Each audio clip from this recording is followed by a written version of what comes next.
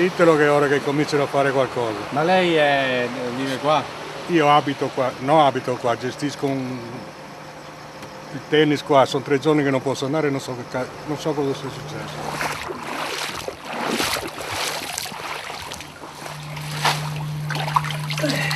Da quanto sta lavorando?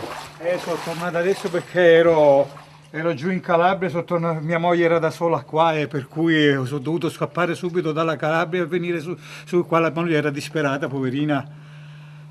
Adesso sono appena arrivata a mezzogiorno di corsa qua, ancora da ieri che ancora devo dormire. Per cui ho trovato il disastro qua dentro. Ma è venuto qualcuno a darle una mano? Si è fatto vivo qualcuno? Guardi, io non ho visto nessuno, cioè, c'erano un po' di vigili prima qua, ma non ho visto nessuno.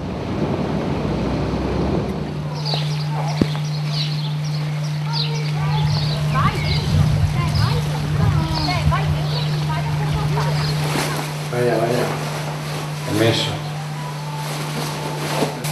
Il livello dell'acqua era top. È la prima volta che vi capita oppure voi che siete vicino al Dosson comunque? No, ogni volta che viene pioggia straordinaria dentro casa è la prima volta per fortuna, ma è un disastro. Buongiorno, disturbo, sono in diretta Veneta. Salve. Lei è la titolare? Ahimè. Senta, quanti danni? No, non lo sappiamo ancora. Da quanto tempo hai in piedi? Da ieri alle 2 sono coi piedi nell'acqua e basta, abbiamo fatto la notte qua. Macchine, tutto sott'acqua? Tutto.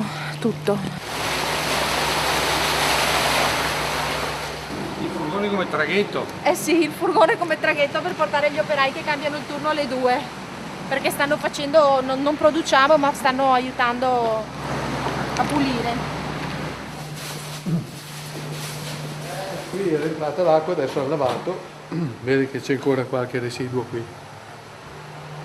Tutti quanti si sono dati da fare, hanno collaborato molto, quindi dobbiamo ringraziare tutti quanti. Lei è orgoglioso della sua azienda? Ma certo, ci mancherebbe se non fossi orgoglioso, se cambierei mestiere. A mia insaputa ho saputo che i nostri collaboratori sono andati a dare una mano a fare dei sacchi di sabbia, magari anche dopo l'orario di lavoro o durante, non lo so. Senta, ma delle istituzioni? Le istituzioni le avete viste voi?